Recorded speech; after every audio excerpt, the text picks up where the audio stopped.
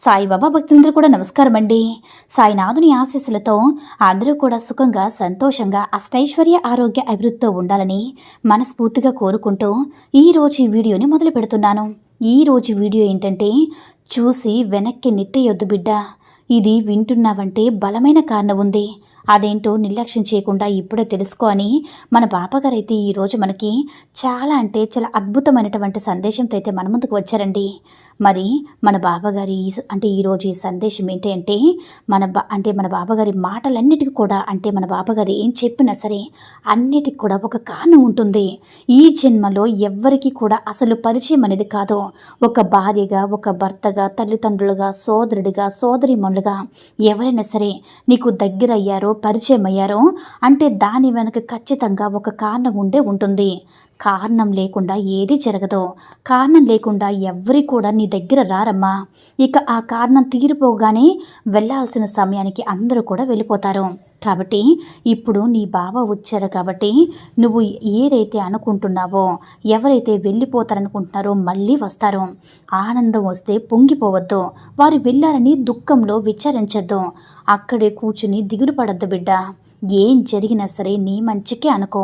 కారణం లేకుండా నువ్వు ఏది కూడా వినడం లేదు కాబట్టి ఎవరికి ఎప్పుడు సమయానికి ఏది చేరాలో వారికి అది ఖచ్చితంగా చేరి తీరుతుంది. శ్రద్ధగా విను. ఇప్పుడు నువ్వు ఎంతో బాధలో ఉన్నావు కదా, అది నేను చూస్తూ ఉన్నాను. నీ బాధను తట్టుకునే కదా నీ జీవితాన్ని నువ్వు గెలవగలవు. నువ్వు కూడా అలా కాకుండా ఈ బాధను తట్టుకోలేని సాయని, ఎలా అయినా నాకు ఏది అంటే ఎక్కడికైనా వెళ్ళిపోవాలని ఉందని అనుకుంటున్నావా? చూడమ్మా, అలా ఎప్పుడు కూడా అనుకోకు. ఒకప్పుడు నువ్వే నా దగ్గరకు వచ్చి, బాబా నాకంటూ ఎవ్వరూ లేరు, సాయి నాకు అందరూ కావాలని, నా అందరితో పాటు ఉండాలని నువ్వు మరీ అడిగావు కదా. మరి ఇప్పుడు ఏమైంది? నాకు ఎవరు వద్దు అనడానికి, నేను ఒంటరిగా ఉండడానికి కారణం ఏంటి?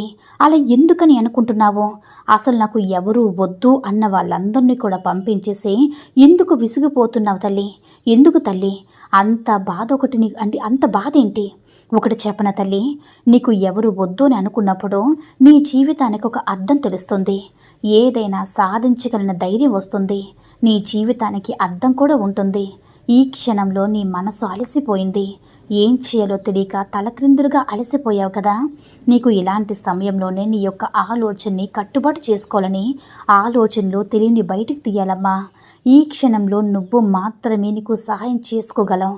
నువ్వు మాత్రమే నీకు నువ్వుగా ఓదార్చుకోగలవు. అలా కాకుండా నువ్వు నీ మనసును కష్టపెట్టుకుంటుంటే మాత్రం నీకు ఎవ్వరు కూడా సహాయం చేయరు. ఓదార్పు కూడా ఎవ్వరు ఇవ్వరు. అది నీ ఒక్కదాని వల్ల సాధ్యమవుతుందని గుర్తుంచుకో. ఇలాంటి విషయాలు గుర్తుపెట్టుకుని తీరాలి. నీ ఆలోచనలకు, సమస్యకు దారి తప్పకుండా దొరుకుతుంది. అది ఎలా, ఎప్పుడు వస్తుంది, ఎవరు చూపిస్తారని అడుగుతున్నావు కదా.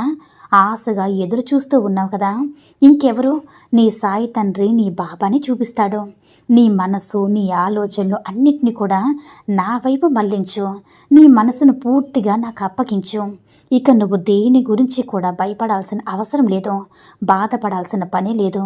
నీ చుట్టూ ఉన్న వాళ్ళందరి గురించి